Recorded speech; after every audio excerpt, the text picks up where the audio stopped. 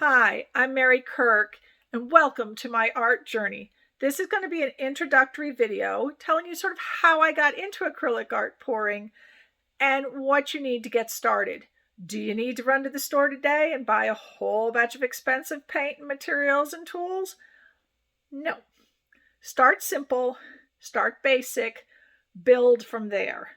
Eventually you'll get where you want to be. Don't go crazy. Take your time. Let's go through what that involves. Okay, so you want to become an acrylic pour artist. What do I need to get started? Do I need a paint studio? No. A lot of people, like me, pour in our kitchens or pour in some little room of their home or in their basement. Do you need a designated art studio? No. What you need is a table. That's big enough to hold a decent sized canvas. When I want to paint really big, I don't paint here. I clean everything off my kitchen island. I cover it with tarps and pea pads and I paint over there. I have a second table off to the side. It's also a foldable, collapsible. I can move it away if I need the extra space in my kitchen. And that's my dry table. Paint it here, move it there, let it dry. I have more space to paint again. How did I get started? Well, I've always been a craftaholic, always loved to play with paints along with other things. And I was sort of bored because with the lockdowns of 2020, I needed something to do in my spare time. I was part-time laid off and I needed something to do. And I saw some videos of people pouring and I got excited.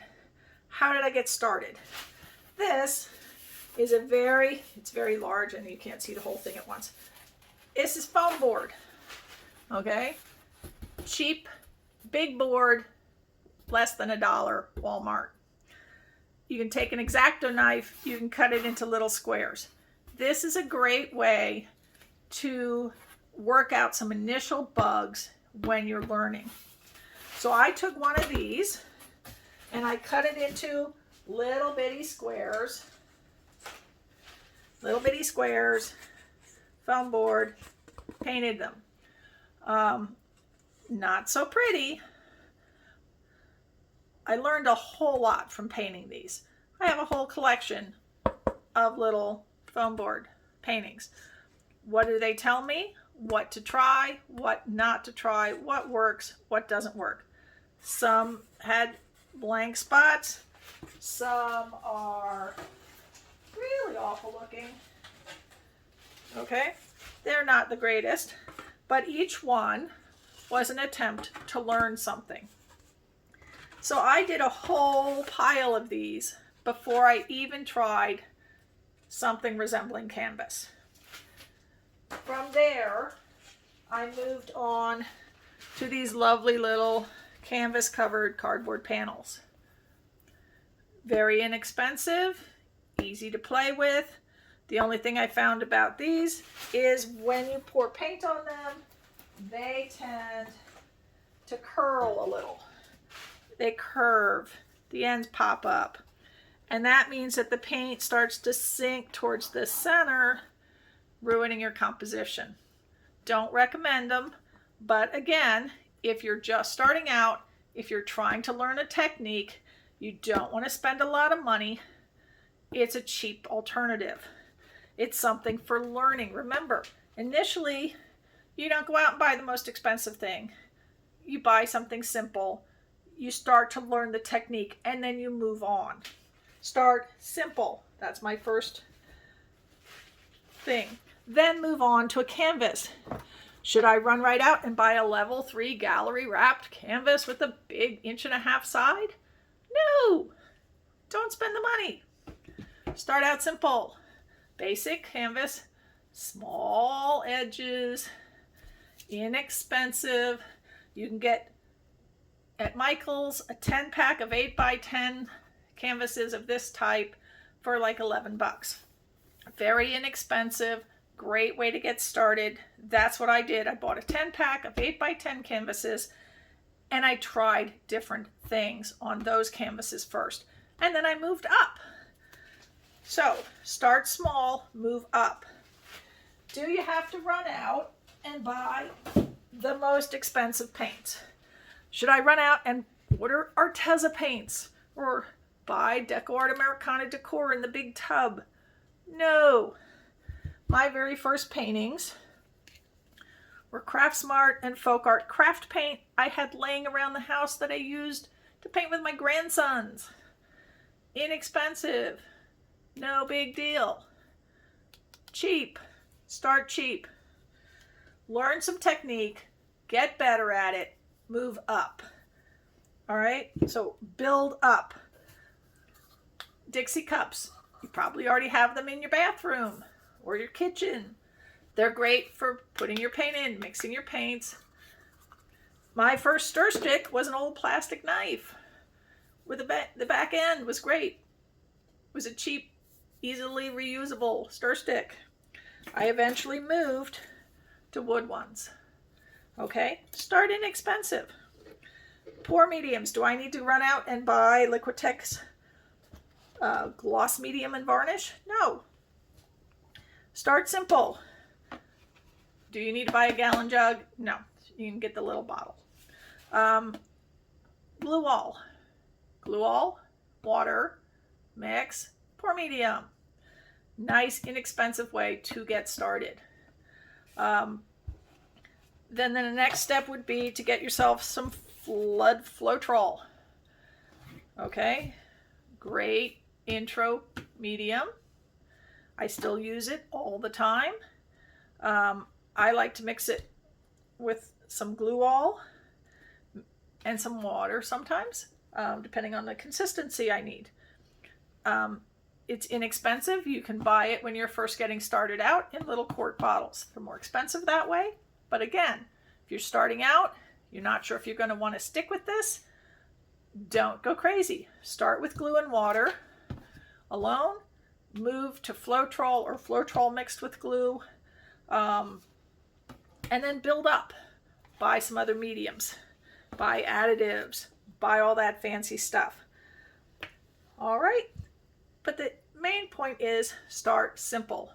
So I'm going to show you some pictures of some of my intro learning work. And then I'm going to show you my very first video, which was not my first painting on canvas. It was a couple paintings in. Did I go out and buy a fancy tripod for that first video? No.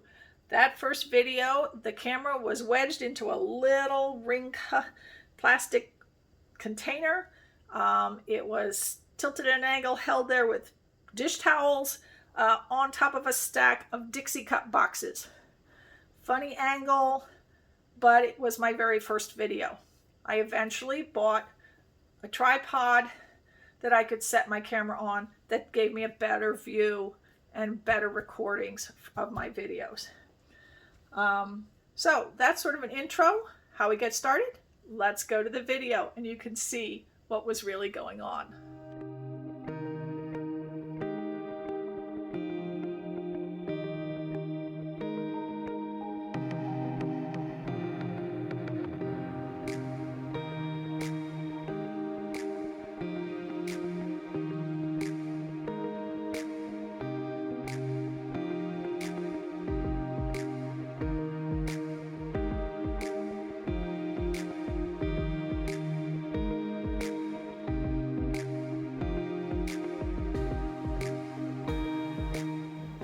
Okay, today I'm going to try something new. I'm going to videotape my pour.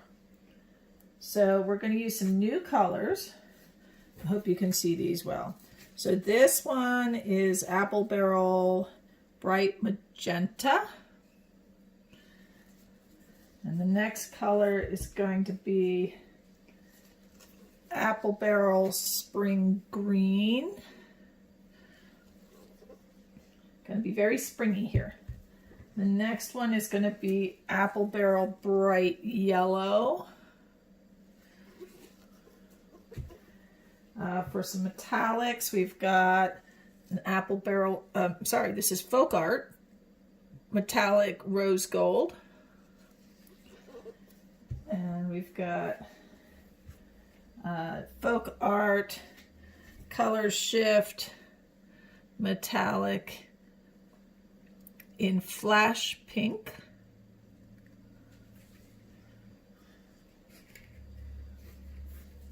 I've got a Craft Smart Black for the dark to offset all those brights.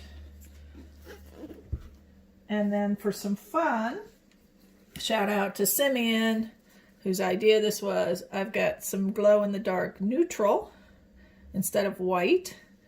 And I've already also put some of this glow into the yellow and the pink to see what happens. Haven't used that before. This should be fun. All right, we're gonna move those out of the way. So I've got all my cups are ready with the flow mixture and the paint. And my flow mixture is today a glue water because I ran out of the good stuff. So we're gonna see how this goes. So the first thing I'm gonna do is I'm gonna stack everything in my cup because we're gonna do a flip pour today. So here we go. And it's gonna be a dirty pour, which means I'm just pouring the stuff in there. I'm not trying to stack it. We're just pouring it all in the cup. We sort of put a little of this color, a little of that color. You try and mix the lights and the whites and the colors so that they are separated a bit. I'm trying to decide the order of the colors here.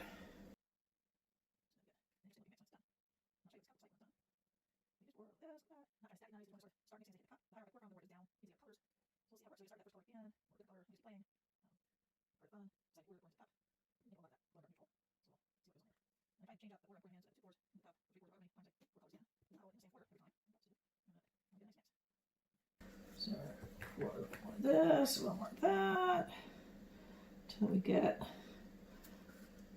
90% of this paint out of here. And most of this paint till the cup is about full, and it is pretty full now. So I think I'm going to just leave this extra paint.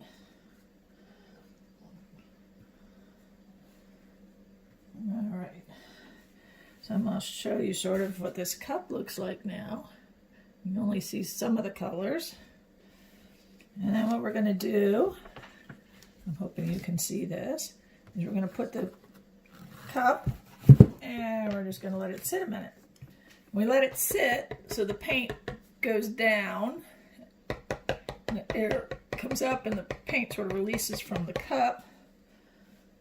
While I was doing that, somebody I was watching said one trick, pour a little paint on those corners, because they're always a pain in the butt to get the paint to come to. That way, if you don't want to have to get rid of something you really like, to get the corner to paint. I don't know if that's going to work. Now, sometimes when I flip this cup, it all shoots off the end, and I get very upset. So we'll see how I do. Yeah, move this out of the way. All right. You can see some of it. I don't know if you can see it or not, but some of the paint is sort of coming out the edges there. And we're going to flip, and we're going to see how it does. And we're going to try and get a little of this. You don't want to pour this in the center because this is the yucky, messed up stuff. We'll pour that over that black stuff too. Again, that helps get those corners so they flow easier when you're putting the paint over that way. Okay, but you don't want to mess up this middle. Look at all those little cells starting to come up. I don't know if you can see them. Look at that cup. Look at the view. Look at the inside of this cup. Look at that. All those color rings.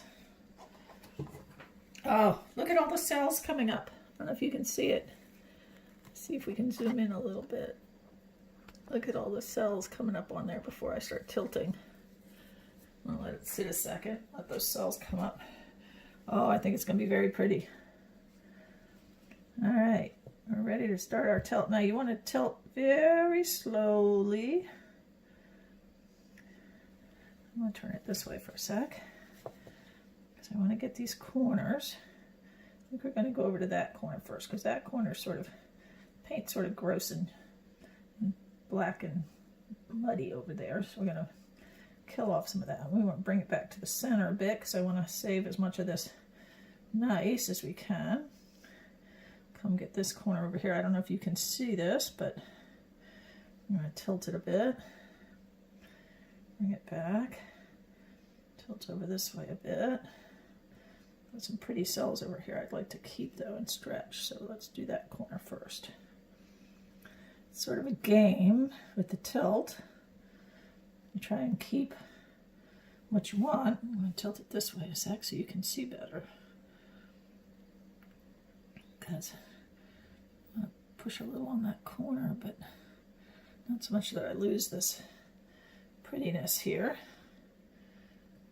See if I can pull it back this way and get this corner.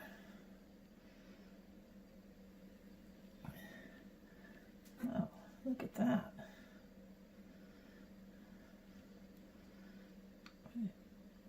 Let's see if we can wiggle it around a little and get, it's very stretched out cells, but look at that.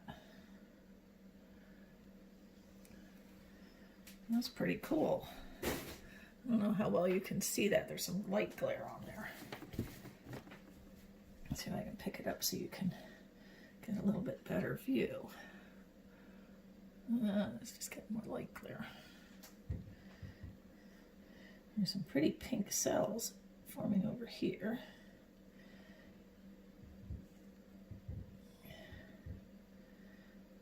Tilt and play with it a little to get where I want it. So I really like these little pink cells over here. The green cell over there is getting a little bit stretched though. Cells are very big. There's some pink cells over here that are sort of interesting looking. Let's clean up our bottom edge here a little so we can move it off the pad.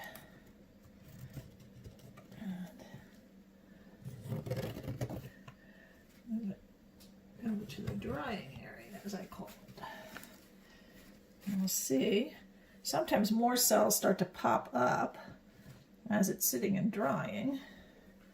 I'm going to stick that over there.